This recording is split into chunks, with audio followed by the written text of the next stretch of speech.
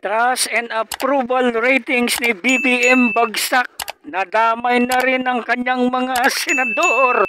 Habang ang trust and approval ratings ni BP Sara ay pataas ng pataas. At ganun din ang kanyang mga senador.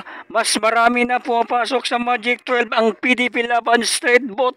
Ayon sa latest survey ng Pulse Asia, the performance and trust ratings of President Bongbong Marcos decline while those of Vice President Sara Duterte are up. The latest Pulse Asia survey shows 42% approved of Marcos's performance, lower than the 51% rating in January. From 49%, his trust ratings also went down to 42% last month. Meantime, VP Sara's performance rating went up to 52% from the previous 50%, while her trust rating is now at 53%. The survey was conducted from February 20 to 26, more than 2 weeks after Duterte was impeached by the House of Representatives. Ang survey ito, March 8 to 10, ito yung latest survey ng Pulse Asia. Marami sa mga senador ni Marcos ay laglag. Maraming pumasok na PDP. Number 1 si Christopher Bongo sa Region 11. Si Christopher Bongo de la Rosa. Si Pacquiao hindi ito kasali sa kalaban ni Duterte. Tulpo, si Kibuloy, pasok. Salvador, Philip Salvador, Bondoc, Willie Revillame, sasali ito. Doc Williong, medyo wala na yon. Ito yung 13 to 24. So si Marcoleta may pag-asa itong manalo kasi si Doc Williong wala na yon. So siya ang papasok noon.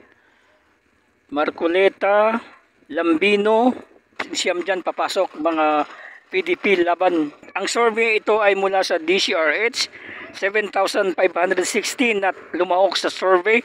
Ito ay mula sa Region 10. Si Senador Bongo pa rin ang natiling number 1. Sunod si De La Rosa, Salvador, Philip, Marcoleta.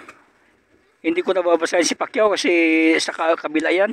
Si Bondoc, Revillame, Lambino. O yun, ang pumasok sa Magic 12 sa Region 10. Ang pang 13 hanggang 24.